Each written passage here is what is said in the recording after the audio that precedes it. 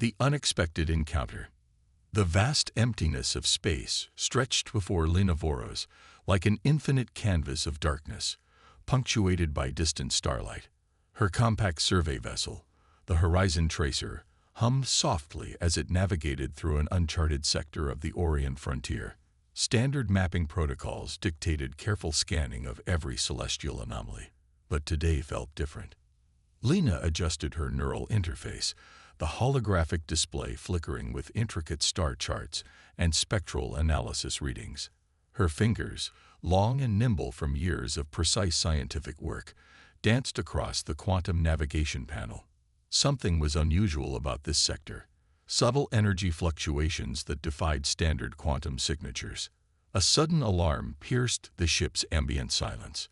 Multiple proximity warnings erupted across her display, indicating a massive energy signature approaching from multiple vectors.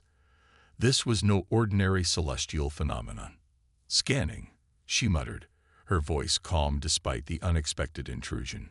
Years of deep space exploration had taught her that panic was the most dangerous enemy in unknown territories. The ship's advanced sensors struggled to process the incoming data. Massive crystalline structures were materializing around her vessel. Not asteroids, not debris, but something alive. Living technology that seemed to breathe and pulse with an internal rhythm.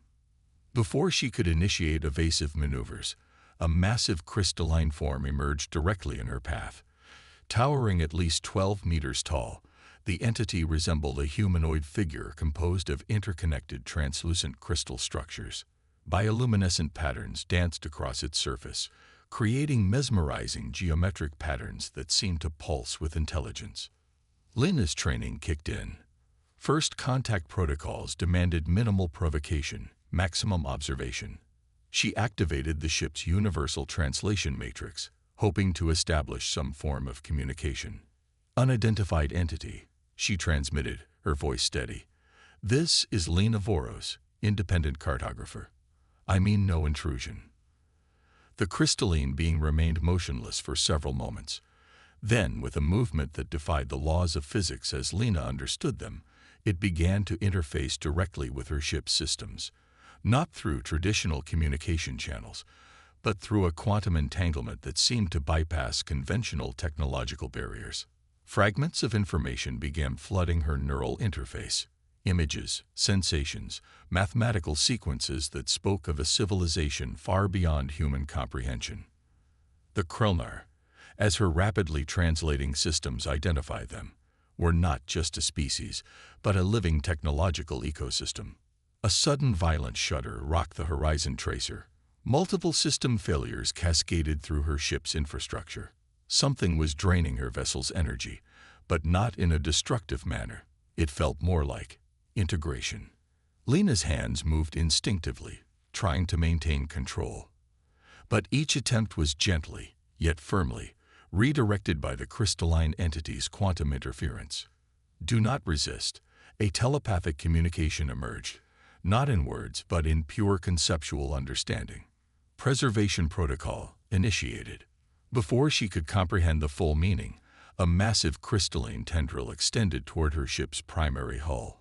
Instead of destruction, it seemed to be repairing damage she hadn't even registered yet. Her ship's diagnostic systems began reporting impossible recoveries. Microfractures in the quantum drive were being reconstructed. Depleted energy cells were being regenerated through processes that defied her scientific understanding. Lena realized she was experiencing something unprecedented. First contact was no longer a theoretical scenario, but a living, breathing reality unfolding around her. The crystalline being, this representative of the Krellnar, was not just observing her. It was studying her, evaluating, assessing humanity's potential through this singular moment of unexpected encounter. As system after system stabilized under the entity's mysterious intervention, Lena understood that this was more than a chance meeting. This was the beginning of something far more significant than a simple exploratory mission. The universe, it seemed, had other plans. Survival and secrets. The Horizon Tracer drifted through an unfamiliar star system, transformed by the Krellnar's inexplicable intervention.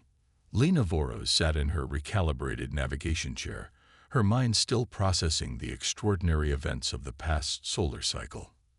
Rennick Thal appeared on her communication screen, a transmission she hadn't expected. His weathered face, marked by years of cynobiological research, bore the distinctive tattoos of an independent scientific explorer. "You've been off-grid for weeks," Rennick's voice crackled. "The Cartographic Union is going crazy trying to track your last known coordinates." Lena's fingers traced the crystalline modifications now integrated into her ship's systems. "I'm fine, but something's happening that goes beyond standard exploration protocols." Rennick leaned closer to his communication interface. A holographic display flickered between them, showing complex biological and technological readings. "The energy signatures you're transmitting are unlike anything in our databases. It's as if your ship has been upgraded." The Krellner's quantum intervention had done more than repair her vessel. Microscopic crystalline networks now wove through the Horizon Tracer's infrastructure, creating a symbiotic relationship between technology and something more organic. A sudden planetary scan interrupted their conversation. A nearby world showed signs of rapid ecological transformation. Vegetation mutating, atmospheric composition changing at an impossible rate. Something was destabilizing the entire planetary ecosystem. "I'm sending you the preliminary data," Lena transmitted, "but I need you to confirm something. These changes, they're not random. There's a pattern, almost like a complex biological algorithm." Rennick's eyes narrowed. As a rogue cynobiologist who had spent years studying fringe scientific phenomena, he recognized something extraordinary was unfolding. "The mutations follow a precise mathematical sequence," he confirmed. "But the source, it's not coming from the planet itself. It's as if something is using the entire ecosystem as a massive computational system." Lena felt a subtle vibration through her neural interface, a remnant of her encounter with the Krellner. The crystalline being's presence lingered, not as a physical entity, but as a quantum imprint that seemed to whisper of larger, more complex designs. The planetary scan revealed increasingly bizarre transformations. Forests restructured themselves with mathematical precision.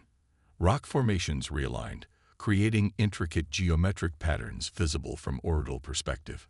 Water systems began flowing in impossible trajectories, defying fundamental principles of fluid dynamics. "This isn't natural evolution," Rennick muttered. "This is deliberate reconstruction." Lena's scientific training battled with the sheer impossibility of what she was witnessing. The planet was becoming something else entirely. A living, breathing computational matrix that seemed to be preparing for something momentous. A fragment of her previous encounter with the Krellner crystalline being resonated in her mind. Preservation protocol. The words carried a weight beyond simple translation. "We're missing something fundamental," she told Rennick. "This isn't destruction. It's preparation." The rogue cynobiologist's expression shifted. Years of unconventional research had taught him to recognize patterns others might dismiss. Preparation for what? Before Lena could respond, her ship's newly integrated crystalline systems began pulsing with an intense quantum frequency. The planetary transformation was accelerating, and something was calling her toward the surface. An invitation. A challenge. A revelation waiting to be understood.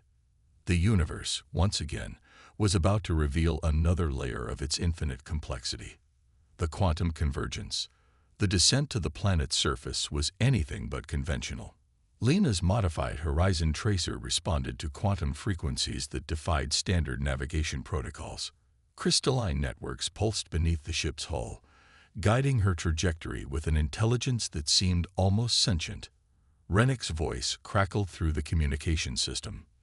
"The atmospheric composition is changing in real time. Whatever is happening down there, it's active and responsive." Landing zones materialized like living topographical maps. Geometric patterns emerged from the planetary surface, intricate designs that looked simultaneously organic and technological. The ground itself seemed to breathe, shifting and recalibrating with each passing moment. As the ship touched down, Lena activated her environmental suit. The suit itself had been subtly transformed during her previous encounter with the Krulner, its molecular structure now responsive to quantum fluctuations. The first step onto the planet's surface confirmed her suspicions. Each footfall created ripples of energy that spread like luminescent fractals. The ground wasn't just terrain. It was a massive, living computational network. "Rennick, are you seeing this?" she transmitted, her voice a mixture of scientific excitement and cautious wonder. A holographic display erupted from her suit's communication array. Complex mathematical sequences danced around her, translating the planetary language of energy and transformation. Something was communicating, not through traditional means, but through a language of quantum interactions. Suddenly, a massive crystalline structure emerged from the ground, similar to the Krulnar entity she had encountered earlier, but different.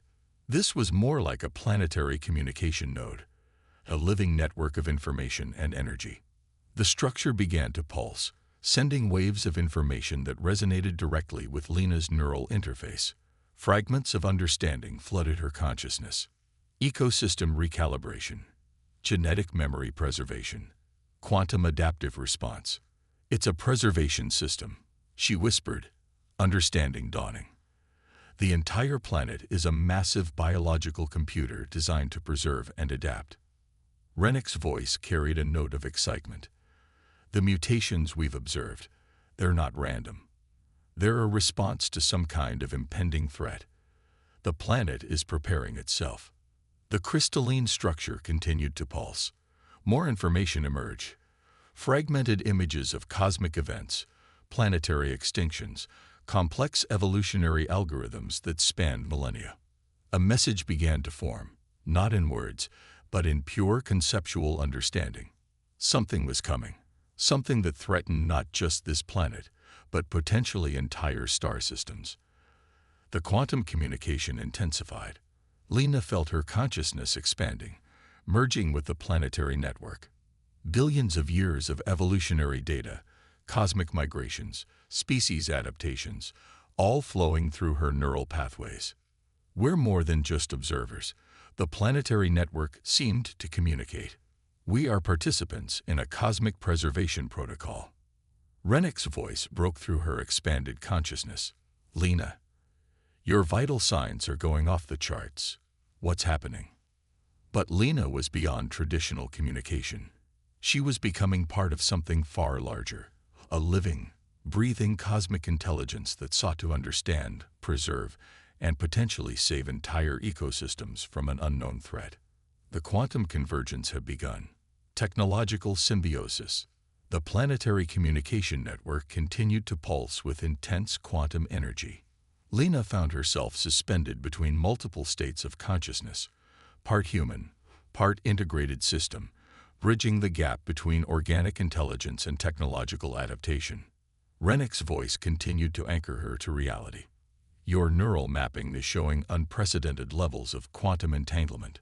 Whatever is happening, it's rewriting fundamental understanding of biological-technological interaction."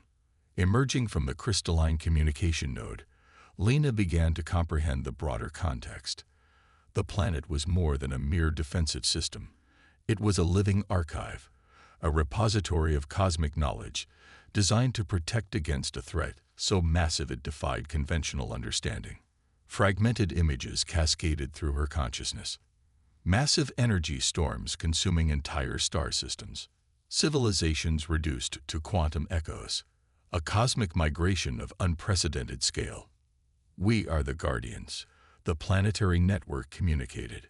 "Preservation is our primary directive." The environmental suit around Lena began to transform.